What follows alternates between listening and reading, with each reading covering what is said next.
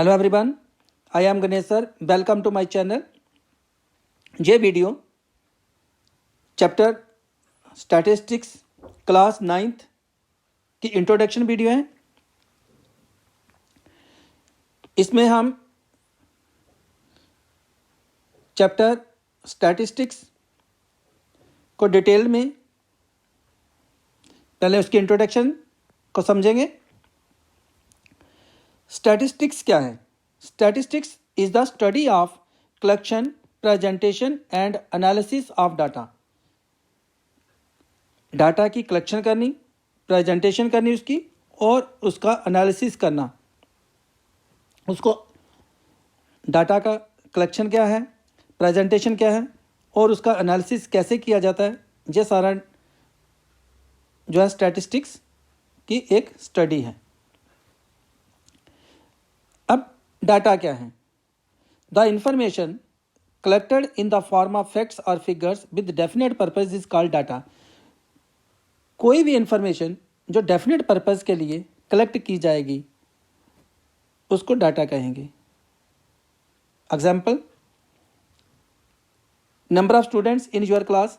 आपकी क्लास में कितने स्टूडेंट्स हैं उनको काउंट कर रहे हैं, तो ये भी एक डाटा हो जाएगा। Heights of 10 students of your class. Class में 10 बच्चों की हाइट कितनी है उसको कलेक्ट कर रहे हैं, इंफॉर्मेशन उसके बारे में कलेक्ट कर रहे हैं, ये भी डाटा हो गया। Electricity bill of your house for last 6 months। पिछले 6 महीनों का जो इलेक्ट्रिसिटी बिल है आपके घर का, वो भी डाटा है। इस प्रकार से हम डेली लाइफ में बहुत सारी एग्जांपल्स दे सकते हैं।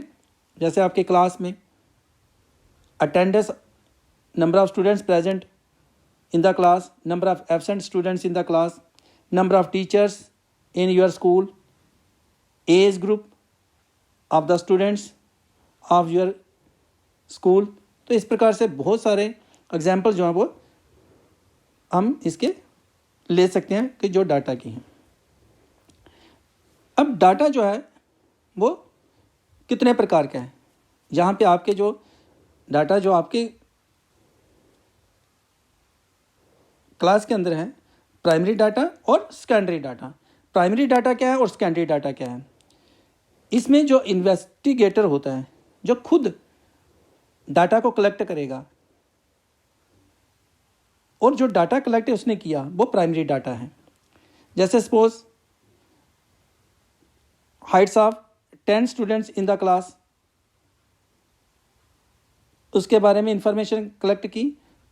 जिसने इस डाटा को कलेक्ट किया वो इन्वेस्टिगेटर है, और ये जो डाटा है ये हमारे पास आ गया primary data. Marks obtained by 20 students in Hindi. Hindi का टेस्ट हुआ, उसमें टीचर्स ने मार्क्स दिए, ये प्राइमरी डाटा है क्योंकि उसने खुद इसको इन्वेस्टिगेट किया है। Secondary data, the data collected by someone else and used by the investigator.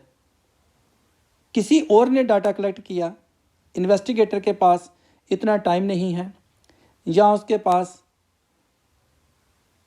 Sources की कमी है, तो उसने क्या किया कि डाटा, दूसरे का डाटा जो है वो यूज़ कर लिया और अपने पर्पस के लिए, तो वो हो गया सेकेंडरी डाटा। जो डाटा उसने किसी मैगजीन से लिया, किसी बुक से लिया, कोई इंटरनेट से उसने डाटा लिया, वो सेकेंडरी डाटा है कि उसने खुद कलेक्ट नहीं किया, उसको बना बनाया डाटा उसने कहीं से ले लिया या किसी का डाटा उसने चुरा लिया, ऐसा भी हम कह सकते हैं।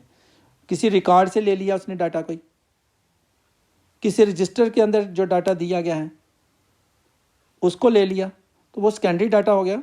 जैसे election result obtained from newspaper, newspaper से इलेक्शन रिजल्ट का जो डाटा है वो सेकेंडरी है।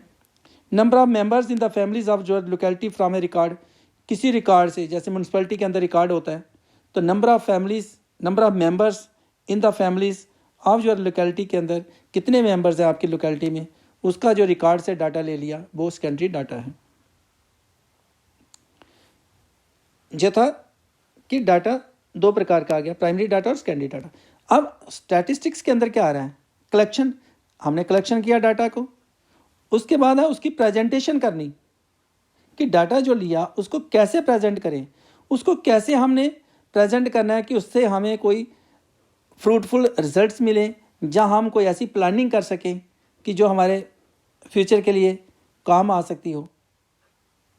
तो प्रेजेंटेशन ऑफ डाटा के लिए पहले तो हम समझते हैं कि जो प्रेजेंटेशन करने से पहले कि डाटा जो है वो किस प्रकार से रॉ डाटा है, कौन सा डाटा रॉ डाटा है।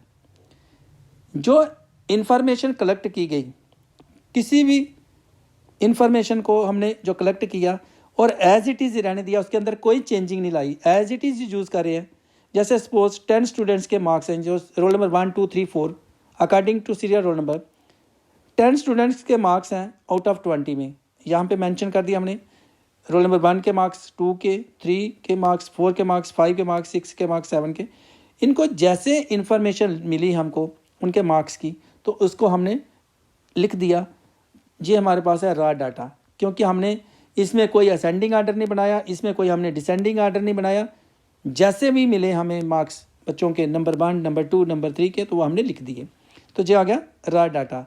रॉ डाटा होगा कि जो इन्फॉर्मेशन गैदर कर रहे हैं हम, और इसमें कोई भी चेंज नहीं हम कर रहे, ना तो डिसेंडिंग आर्डर में कर रहे हैं, ना उसको असेंडिंग आर्डर में लिख रहे हैं, अरेंज नहीं कर रहे उसको, तो रॉ डाटा हो गया। अब डाटा की रेंज होती है, range of the data. The difference between the highest and the lowest value is called range.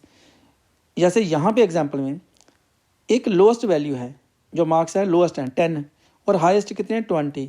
तो रेंज क्या हो जाएगी, लोएस्ट वैल्यू पहले लिखेंगे फिर हाईएस्ट लिखेंगे, और highest value minus lowest value जो होगी रेंज होगी। जैसे यहाँ पे हाईएस्ट क्या है 20, लोएस्ट क्या है 10, तो रेंज क्या होगी 20 माइनस 10 इज इक्वल टू 10 होगी। तो ये आ गया रेंज हमारे पास। अब जो डाटा है, इस डाटा को हम क्या कर सकते हैं, अनग्रुप्ड फ्रीक्वेंसी डिस्ट्रीब्यूशन में फॉर्म में इसको प्रेजेंटेशन इसकी दे सकते हैं। अब अनग्रुप्ड में क्या होगा कि जो डाटा कलेक्ट हो रहा है उसका एक टेबल फॉर्म में हम उसको शो करेंगे, जिससे थोड़ा सा हमें ईजिली अंडरस्टैंड करने में हमें मदद मिले, कि उसको हम थोड़ा सा समझ सके उसको। जैसे यहाँ पे एग्जांपल मैंने ली है कि ब्लड ग्रुप है 10 स्टूडेंट्स का, क्लास 9th के स्टूडेंट्स के। अब ब्लड ग्रुप क्या होगा, किसी का ए होगा, किसी का बी होगा, किसी का ओ होगा, किसी का ए बी होगा, इस प्रकार से ब्लड ग्रुप होंगे। तो जहाँ पे ये ब्लड ग्रुप्स हैं स्टूडेंट्स के, 10 स्टूडेंट्स के, इसको हम फ्रीक्वेंसी डिस्ट्रीब्यूशन फॉर्म में लिख सकते हैं, इन the form of frequency distribution. तो फ्रीक्वेंसी डिस्ट्रीब्यूशन फॉर्म में हम कैसे लिखेंगे, जो ब्लड ग्रुप है ए है, ब्लड ग्रुप लिख लेंगे हम, इधर हम लिख देंगे blood group A B O और ए बी। फ्रीक्वेंसी में क्या आ गई, जो नंबर ऑफ स्टूडेंट्स हैं, जिन बच्चों का ए ब्लड ग्रुप है वो कितने स्टूडेंट्स हैं, यहाँ पे 1 ए वाला, फिर दूसरा बच्चा है ए का ग्रुप का, और ये तीसरा बच्चा, तो ये आगे उसकी फ्रीक्वेंसी 3। इसी प्रकार बी ब्लड ग्रुप जिनका बच्चों का है वो कौन कौन से बच्चे हैं, कितने बच्चे हैं, 1 2 3 बच्चे, तो इसको 3 स्टूडेंट्स हम लिख देंगे। इसी प्रकार ओ के यहाँ पे 3 हैं, और ए बी का कितने हैं, 1 स्टूडेंट, तो टोटल हमें हो गया 10। तो फ्रीक्वेंसी क्या होगी कि जो इन्फॉर्मेशन, जो डाटा हमें दिया गया है उसके अंदर उसकी जो ऑब्जर्वेशन है वो कितने टाइम्स आकर हो रही है, particular observation, how many times है particular observation occurs is called its frequency, कि कोई भी ऑब्जर्वेशन कितने बार आ रही है उस डाटा के अंदर जो कलेक्ट किया गया है, तो उसकी फ्रीक्वेंसी हो जाएगी। जहाँ से यहाँ पे ए जो है 3 बार आ रहा है तो इसकी फ्रीक्वेंसी ए की ब्लड ग्रुप की होगी 3, बी 3 बार आया तो इसकी फ्रीक्वेंसी 3 होगी, ओ 3 बार आया इसकी फ्रीक्वेंसी 3 होगी, और ए बी की फ्रीक्वेंसी 1 होगी। तो ये आ गया अनग्रुप्ड डाटा, जो हम फ्रीक्वेंसी डिस्ट्रीब्यूशन फॉर्म में प्रेजेंट कर सकते हैं। अब नेक्स्ट है कि हम जो डाटा है उसको ग्रुप्ड फ्रीक्वेंसी डिस्ट्रीब्यूशन फॉर्म में भी प्रेजेंट कर सकते हैं। अब ग्रुप बनाना क्यों जरूरी है, उसको अनग्रुप्ड में हम क्यों नहीं रख सकते। सपोज हमारे पास यहाँ पे 30 स्टूडेंट्स मैंने लिए हैं और इनके मार्क्स हैं आउट ऑफ 50, तो अगर इनका हमने फ्रीक्वेंसी डिस्ट्रीब्यूशन जैसे हमने अभी बनाया इसी प्रकार बनाएं, तो 10 वाले कितने हैं, इनको अगर लिखे हम 10, उसके बाद हो सकता है 10 से 20 मार्क्स हैं, अगर आउट ऑफ 50 हैं तो 50 मार्क्स के लिए किसी बच्चे के 10 आएंगे, किसी के 11 12 13 14। तो ये एक लंबा और कॉम्प्लिकेटेड जो है प्रोसेस हमारे लिए शुरू हो जाएगा, क्योंकि हर एक बच्चे के जो मार्क्स हैं वो डिफरेंट डिफरेंट होंगे। हमें 10 लिखना पड़ेगा, 11 देखना पड़ेगा, 12 देखना पड़ेगा, 13, 14, तो वेस्टेज ऑफ टाइम भी होगा और उसको अंडरस्टैंड करने में भी हमें टाइम लगेगा, जो हमारे लिए डिफ़िकल्ट हो जाएगा। तो उसको ईजिली अंडरस्टैंड करने के लिए हम क्या कर सकते हैं कि उस डाटा का ग्रुप बना सकते हैं, जो थोड़ा सा शॉर्ट फॉर्म में भी हो जाएगा। आप ग्रुप कैसे बनाएंगे? सपोज हम करते हैं कि जिन बच्चों के मार्क्स 10 से 20 हैं उनको एक ग्रुप में रख लेते हैं। जैसे क्लास के अंदर बच्चे टेस्ट दिया, हम कहते हैं कि 10 से 20 वाले स्टूडेंट्स खड़े हो जाएं, तो जिनके 10 मार्क्स होंगे और 20 के बिलो होंगे, 20 वाला उसमें हम कंसीडर नहीं करें, क्योंकि जहाँ पे हम कंटिन्यूस रख रहे हैं 10 और 20, फिर 20 और 30, तो 20 मार्क्स से जो डाउन है, 10 से लेकर जिनके 20 से बिलो मार्क्स हैं वो स्टूडेंट खड़े हो जाओ, तो आपको यहाँ से काउंटिंग हो जाएगी 10 से 20 के बिलो जो है 19 या 19.5 जो भी हैं, वो कितने स्टूडेंट्स हैं? 3 स्टूडेंट्स हैं, तो हम इसको उसकी फ्रिक्वेंसी 3 लिख सकते हैं। इसी प्रकार 20 से 30, 20 मीन्स जिस टेबल में 20 इंक्लूड होगा, 20 से 30 मीन 30 यहाँ पे इंक्लूड नहीं करेंगे हम, तो वो कितने हैं? इसके अकॉर्डिंग 7 स्टूडेंट्स हैं, तो फ्रिक्वेंसी होगी 7। 30 से 40 कितने हैं? 6, और 40 से 50 कितने हैं? 14, तो टोटल स्टूडेंट्स कितने हो गए? 30। और ये जो टैली मार्क्स है, टैली मार्क्स हम कैसे करते हैं? आपने पिछली क्लास में किया होगा 8th में। टैली मार्क्स ऐसा होता है कि ये जो 10 है उसकी 10 से 20, तो 10 से 20 करने के लिए यहाँ से मैं यहाँ पे करूँ कि अगर 10 को शो करना है तो 10 इसमें आएगा, तो इसकी एक यहाँ पे हम लाइन ड्रा कर देंगे। 15 भी इसी में आएगा, इसकी एक ड्रा कर देंगे। अब 20 कहाँ आएगा? 20 इसमें आता है, तो इसकी लाइन ड्रा कर देंगे। 25 भी इसी में आएगा, इसकी एक लाइन ड्रा कर देंगे। 30 कहाँ आएगा? इसी में आएगा, फिर लाइन ड्रा कर देंगे। 40 किस में आएगा? 40 इसमें आएगा। तो ये अगर इस प्रकार से हम टैली मार्क्स करते जाएं तो ये भी हमारे लिए डिफ़िकल्ट हो जाता है। तो हम इसको मैक्सिमम स्टूडेंट्स क्या कर लेते हैं, जितनी फ्रिक्वेंसी होती है उतनी लाइन जहाँ पे ड्रा कर लेते हैं, और ये जो बंच बनता है 5 का होता है, जो 4 लाइंस, पहले 4 लाइंस होती हैं और 5th इसके ऊपर ड्रा करते हैं, और 6th को थोड़ा सा डिस्टेंस रख कर ड्रा करते हैं। तो इस प्रकार से यहाँ पे ये टैली मार्क्स, हम जितनी फ्रिक्वेंसी होती है वही टैली मार्क्स हैं इसकी, उसको नोट कर लेते हैं। नेक्स्ट आता है कि जो हमने ग्रुप डाटा बनाया, ग्रुप डाटा के अंदर उसके अंदर क्लास इंटरवल होता है कि हम जो ग्रुप बना रहे हैं कितने कितने का ग्रुप बना रहे हैं। जैसे मार्क्स हमने 10 से 20 बनाए, हम 10 से 30 भी बना सकते थे, 10 से 40 बना सकते थे, लेकिन उसके अगर मार्क्स ही आउट ऑफ 50 हैं तो आउट ऑफ 50 में तो हमें 10 से 20, 20 से 30, 30 से 40, 40 से 50 बना लिए। मैक्सिमम 5 to 6 जो है क्लासेस होनी चाहिए। तो अब हमने क्या किया, जहाँ पे उसी क्वेश्चन का हमने यहाँ से हमने क्लास इंटरवल को समझना है कि क्लास इंटरवल क्या होता है। The group used to classify the data is called the class interval. जैसे यहाँ पे हमने 10 और 20 रखा है, तो 10 और 20 जो है वो हमारे लिए क्या है? ये क्लास इंटरवल है। ग्रुप यूज़ किया हमने, ये ग्रुप यूज़ किया 10 से 20, तो ये एक क्लास इंटरवल होगी। 20 से 30 फिर ये क्लास इंटरवल हो गया 10 से 20। 30 से 40 फिर क्लास इंटरवल हो गया 30 से 40, कि जो ग्रुप हम चूज़ कर रहे हैं डाटा को क्लासीफाई करने के लिए। 40 से 50 ये क्लास इंटरवल हो गया। नेक्स्ट आता है क्लास मार्क। तो क्लास मार्क क्या होता है?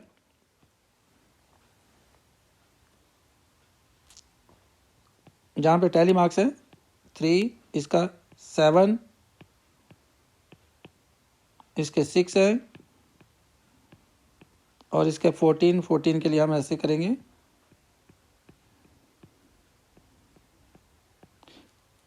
अब क्लास मार्क में क्या है? क्लास मार्क क्या है कि जहाँ पे ये जो क्लास है ना, इसको हम क्लास बोलेंगे। First class, second class, third class, fourth class, जहाँ पे 4 क्लासेस बनी हुई हैं, 1 2 3 4।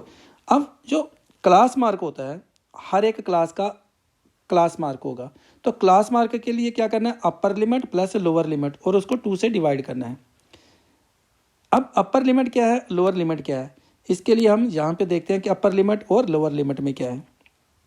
देखें, जो अपर लिमिट और लोअर लिमिट है, इस क्लास की जो लोएस्ट वैल्यू है वो लोअर लिमिट है, जो अपर वैल्यू है, जो हाईएस्ट वैल्यू है इसके अंदर, इस क्लास के अंदर जो मैक्सिमम वैल्यू है वो अपर लिमिट है। अपर लिमिट क्या होगी? In each class interval the greatest number is the upper class limit. तो अपर लिमिट में क्या गया? ग्रेटेस्ट नंबर किसी भी क्लास का ग्रेटेस्ट नंबर जो होगा वो क्या होगा? उसका अपर क्लास लिमिट होगी। जैसे यहाँ पे इस क्लास में अगर देखें तो ग्रेटेस्ट वैल्यू क्या है? 30, तो इसलिए अपर लिमिट इस क्लास की है 30। अब आती है लोअर लिमिट। जो लोअर लिमिट है, in each class interval the smallest number is the lower class limit. जो स्मॉलेस्ट नंबर होगा किसी भी क्लास का वो उसकी लोअर लिमिट होती है। जैसे इस क्लास के अंदर लोअर लिमिट कितनी है? 20 है। इस क्लास की लोअर लिमिट कितनी है? 30, और अपर लिमिट क्या है? 40। इस क्लास की लोअर लिमिट है 40 और अपर लिमिट है 50। नेक्स्ट आता है क्लास साइज। जो क्लास साइज क्या है? किसी भी क्लास का साइज क्या है? तो जो क्लास साइज होगा वो डिफरेंस होगा अपर लिमिट और लोअर लिमिट में। जैसे क्लास साइज ये अपर लिमिट है 20 और लोअर लिमिट है 10, और इसके बीच में जो डिफरेंस है 20 माइनस 10, तो जे इसका आ गया 10। तो क्लास साइज क्या है इस वक्त? इसका 10 है। यहाँ से यहाँ पे 50 माइनस करेंगे 40, क्योंकि लोअर लिमिट 40 है, अपर लिमिट 50 है, तो क्लास लिमिट जो क्लास साइज होगा वो क्या हो जाएगा? 10 हो जाएगा। अब ये जो डाटा है इसको हम ग्राफिकली, हमने अनग्रुप्ड फॉर्म में इसको प्रेजेंट किया, ग्रुप्ड फॉर्म में इसको प्रेजेंट किया, इसकी प्रेजेंटेशन हमने ग्रुप फॉर्म में भी की। अब जो डाटा है इसको हम इसकी ग्राफिकली रिप्रेजेंटेशन भी कर सकते हैं। जो ग्राफिकली रिप्रेजेंटेशन है डाटा की वो 3 प्रकार से आपके जो चैप्टर के अंदर हैं, जो 9th में आपने जो चैप्टर रीड करना है उसमें 3 प्रकार के रिप्रेजेंटेशन है, ग्राफिकल रिप्रेजेंटेशन। अब वो 3 प्रकार की ग्राफिकल रिप्रेजेंटेशन क्या है? एक तो है बार ग्राफ, एक है हिस्टोग्राम और एक है फ्रीक्वेंसी पॉलीगॉन। ये 3 प्रकार के ग्राफिकल रिप्रेजेंटेशन होंगी डाटा की।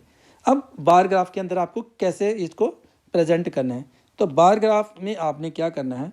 रेक्टेंगल्स होंगी जिनकी विड्थ क्या होगी? सेम होगी, सेम विड्थ होगी। जैसे यहाँ पे जो विड्थ है तो सेम है, इन सब की रेक्टेंगल की विड्थ सेम होगी। और जो हाइट है ना, वो हाइट डिपेंड करेगी उसकी फ्रिक्वेंसी के ऊपर। उसकी जो फ्रिक्वेंसी होगी, जो भी डाटा कलेक्ट हो रहा है उसकी जो फ्रिक्वेंसी आएगी उसके ऊपर उसकी हाइट डिपेंड करती है। जैसे यहाँ पे जो पॉलिटिकल पार्टीज़ हैं ABCDE, 5 पॉलिटिकल पार्टीज़ हैं, और उन्होंने जो सीट्स जीती हुई हैं, नंबर ऑफ़ सीट्स बॉन्ड की हुई हैं, वो है A पॉलिटिकल पार्टी की 75, B की 50, C की 35, D की 40 और E की 20। हमें क्या करना है? इसको बार ग्राफ ड्रा करने के लिए हमें यहाँ पे एक एक्स एक्सिस के ऊपर ड्रा करनी है, एक्स एक्सिस, और एक वाई एक्सिस लेंगे। अब इक्वल स्केल लेंगे। जैसे यहाँ पे मैंने ये ओरिजिन किया O, इसको ओरिजिन को रहेंगे जहाँ 0 स्टार्टिंग पॉइंट होता है या 0 होता है। ये स्केल मैं 10 की यूज़ कर रहा हूँ। एक स्क्वायर जो है वो 10 सीट्स हैं, जहाँ पे ये जो ले रहा है स्केल 10 सीट्स ले रहा हूँ एक स्क्वायर को। आप 10 डिविजन्स 10 सीट्स ले सकते हो। इस प्रकार से 10, 20, 30, 40, 50, 60, 70, 80 हमने लिख दिया। इधर हम चल रहे हैं पॉलिटिकल पार्टीज़। पॉलिटिकल पार्टीज़ की रेक्टेंगल बनानी हमें।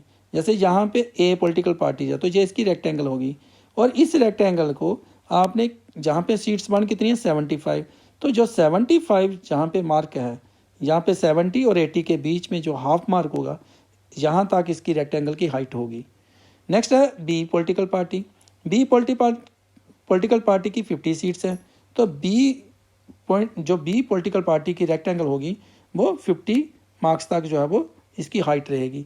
इसी प्रकार C पॉलिटिकल पार्टी की 35 तक, जो C पॉलिटिकल पार्टी की जो रेक्टेंगल बनेगी, जो 30 और 40 के बीच में जो मिड पॉइंट होगा वहाँ तक इसकी हाइट रहेगी।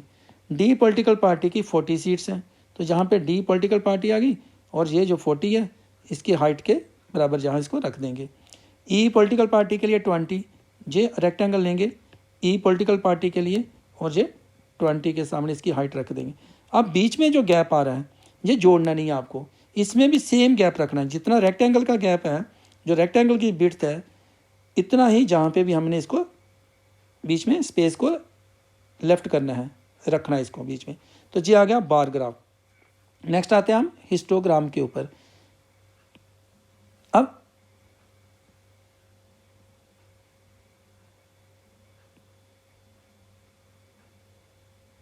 हिस्टोग्राम।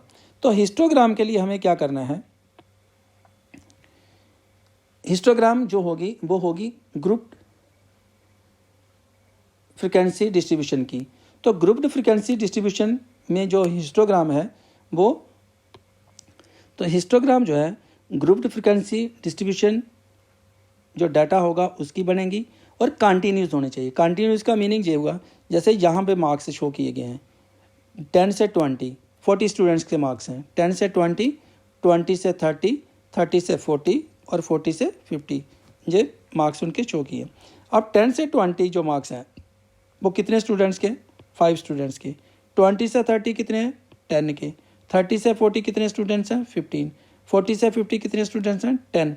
अब जब हमें हिस्टोग्राम बनानी है तो हिस्टोग्राम में जो रेक्टेंगल्स बनाएंगे हम, सेम जैसे हम बार ग्राफ में बना रहे हैं इसी प्रकार से यहाँ पे रेक्टेंगल बनेगी। लेकिन डिफरेंस क्या होगा कि जो विड्थ होगी रेक्टेंगल की वो भी सेम होगी, लेकिन जहाँ पे गैप नहीं रखना हमें। बार ग्राफ के अंदर जो रेक्टेंगल्स बना रहे हैं उसमें गैप आ रहा है, स्पेस छोड़ रहे हैं, हम लेफ्ट कर रहे हैं बीच में, लेकिन इसमें हमें कंटिन्यूस रहना है। जैसे 10 से 20 कितना है, 5। तो हमने जैसे बार ग्राफ में अंदर रेक्टेंगल बनाई 10 से 20, ये स्केल ले लेंगे हम, यहाँ पे 5, 10, 15, 20, 25, 30। ये आपकी चॉइस के ऊपर डिपेंड करेगी कि स्केल आप कैसे ले रहे हैं। जो आपको स्पेस अवेलेबल होगी, जितना पेज आपको अवेलेबल हो रहा है उसी के अकॉर्डिंग आप चलेंगे। स्केल कम ज़्यादा आप ले सकते हैं। जैसे यहाँ पे मैंने एक स्केल को 5 ले लिया, 5 क्या लिया मैंने, स्टूडेंट्स, 5 स्टूडेंट्स हैं, ये नंबर ऑफ स्टूडेंट्स हैं, ये 5 स्टूडेंट्स हो गए एक स्केयर जो बिगर स्केयर आ रहा है। इसी प्रकार ये 10 आ गया, 15, 20, 25, 30। और इधर मैंने क्या किया, यहाँ पे 10, 20, 30, 40, 50 सेम जो है स्केल यूज़ कर रहा हूँ मैं, 10, 20, 30, 40, 50। अब हमें 10 से 20 कितने स्टूडेंट्स हैं, 5 स्टूडेंट। तो जहाँ से ये 10 और 20 की जो रेक्टेंगल होगी वो 5 के जो नंबर ऑफ स्टूडेंट जहाँ पे 5 है इसकी इतनी हाइट होगी 5 तक। नेक्स्ट है 20 से 30, 20 से 30 कितने हैं, 10। तो 20 से 30 जो हाइट होगी वो 10 के सामने आ जाएगी। अब 30 से 40, 30 से 40 कितने हैं, 15। तो 30 से 40 जो है 15 के हाइट के हमने इसकी हाइट बनानी है 15 तक। नेक्स्ट है 40 से 50, तो 40 से 50 कितने स्टूडेंट्स हैं, 10 स्टूडेंट्स। तो 40 से 50 हमने 10 स्टूडेंट्स जहाँ पे हमने मार्क किया हुआ उसके सामने इसकी हाइट बना दें। तो ये आ जाएगा presentation of group data in the form of histogram. तो नेक्स्ट आ जाएगा हमारे पास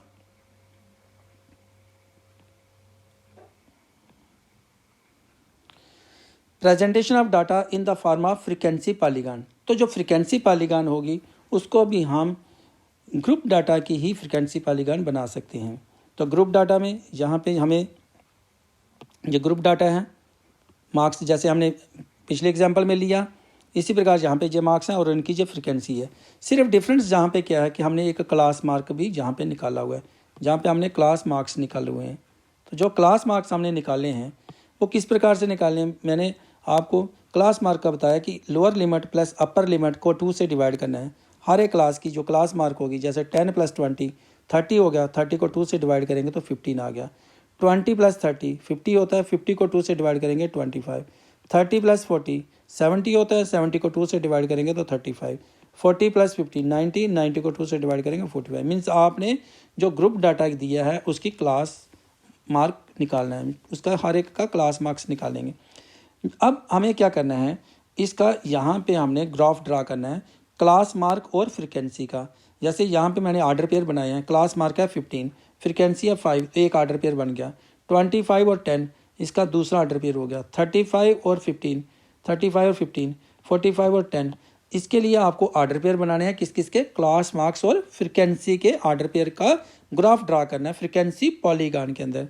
अब जैसे आप इसका यहाँ पे ग्राफ बनाने के लिए क्या करेंगे, इधर आ जाएंगे मार्क्स और इधर क्या आ जाएंगे फ्रीक्वेंसी, क्योंकि हमने मार्क्स का और किसका यहाँ पे आर्डर पेयर किसका लिया है, मार्क्स का, जो क्लास मार्क्स हमने निकाले मार्क्स का और फ्रीक्वेंसी का। तो इधर आगे मार्क्स और इधर एक्स एक्सिस की तरफ आगे मार्क्स और इधर आगे फ्रीक्वेंसी। स्केल हमने यूज़ कर ली 5, 10, 15, 20। मीन्स जो बिगर स्केयर है, जो एक स्केयर जिसके अंदर 10 स्मॉल डिविजन्स होंगे, आप 10 स्मॉल डिविजन्स वाला स्क्वायर ले सकते हैं। तो उसके लिए हमने 5 जो है 5 स्टूडेंट्स हमने रख ली, जहाँ 5 फ्रीक्वेंसी उसकी रख दी। फिर ये 10 मार्क हो गया, ये 15 हो गया, ये 20 हो गया। अब 15 से 5, 15 और 5 का ऑर्डर पेयर। तो ये हमारे पास है, यहाँ पे हमने जो स्केल यूज़ कर ली एक्स एक्सिस में भी 5, 15, 25, 35, जैसे यहाँ पे मैंने एक जैसा ले रहा हूँ, जहाँ जी ओरिजिन हो गया, 0 हो गया, 5, 10, 15, 20, 25, 30, 30, 35, 40, 45, 50, 55। लेकिन हम जहाँ पे जो मार्क लिखेंगे वो क्लास मार्क वाले, क्लास मार्क के हम शो करेंगे। तो क्लास मार्क में क्या है, जहाँ 15 है तो 15 के पहले की जो क्लास मार्क होगी वो क्या होगी, 5 होगी, क्योंकि जहाँ पे 10 का डिफरेंस चल रहा है तो इसके पहले वाली क्लास मार्क जो है वो 5 होगी और इसके नेक्स्ट वाली जो क्लास मार्क होगा वो 55 होगा। एक पहले वाली भी क्लास मार्क लेनी होती है और एक इसके जो एंड में लास्ट में जो डाटा दिया है उसकी भी नेक्स्ट एक आपको क्लास मार्क जहाँ पे शो करना है। अब हम इसका कैसे करेंगे ड्रा, 15 से 5, 15 से 5, 15 और 5 का ऑर्डर पेयर। तो ये आ गया हमारे पास 15 और 5, यहाँ पे जब 5 आ गया तो ये हमने ऑर्डर पेयर को मार्क कर दिया 15 और 5 का जहाँ पॉइंट आ गया। फिर 25 और 10 का पॉइंट, 25 और ये 10 का पॉइंट मार्क हो गया। नेक्स्ट है 35 और 15, ये 35 और 15 के लिए, ये 15 के लिए मार्क हो गया पॉइंट। फिर है 45 और 10, जब 45 और 10 के लिए 45 और जो 10 का पॉइंट होगा उसको मार्क कर देंगे हम।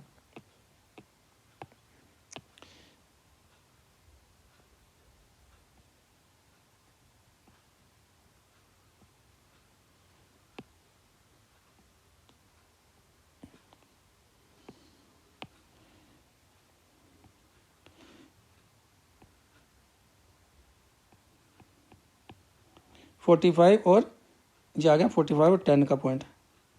अब नेक्स्ट क्या है हमारे पास कि ये जो नेक्स्ट क्लास मार्क था, जो क्लास मार्क नेक्स्ट है हमारे पास क्या है 55। 55 को हमने जो नेक्स्ट क्लास मार्क होगा उसके लिए क्या करना होता है, 55 को 0 से जोड़ देंगे, 55 को 0 से, और जो इसके पहले था 0 उसको भी 5 क्लास मार्क है 5 और 0 को हम इसके साथ जो कर्व बना देंगे, इसके साथ ये एक लाइन जो है ड्रा कर देंगे, फ्री हैंड कर्व को ड्रा करेंगे। 15 और 5 का तो जहाँ पे हमने करना ही है, जहाँ 15 और 5 से स्टार्ट करेंगे तो ये कर्व बना देंगे, लेकिन ये कर्व जो है नेक्स्ट क्लास मार्क 55 और 0 के साथ भी जोड़ेंगे और इसके जो पहले क्लास मार्क थी, इसके पहले वाली क्लास मार्क 5 और 0 को भी जोड़ देंगे। तो ये हमारे पास आ जाएगा फ्रीक्वेंसी पॉलीगॉन। नेक्स्ट है जो हमने डाटा कलेक्ट किया उसको हमने शो किया कि किस प्रकार से डाटा को हमने, जो कलेक्शन है डाटा की, उसको कैसे हम प्रेजेंटेशन कर सकते हैं। अब डाटा जो है उसको कैसे एनालिसिस कर सकते हैं हम, जो उसका एनालिसिस है वो कैसे कर सकते हैं, उसकी कैसे हम बेस्ट वे से अंडरस्टैंडिंग कर सकते हैं। तो उसके समझने के लिए हमें नेक्स्ट वीडियो को देखना होगा जिसमें हमने मेजर्स ऑफ सेंट्रल टेंडेंसी जो है उसका वीडियो होगी। मेजर्स ऑफ सेंट्रल टेंडेंसी में मीन, मीडियन और मोड होंगे जो आपके सिलेबस के अंदर हैं, उनके ऊपर वीडियो आप वॉच करेंगे। इस वीडियो को लाइक करें, चैनल को सब्सक्राइब करें। तब तक के लिए गुड बाय।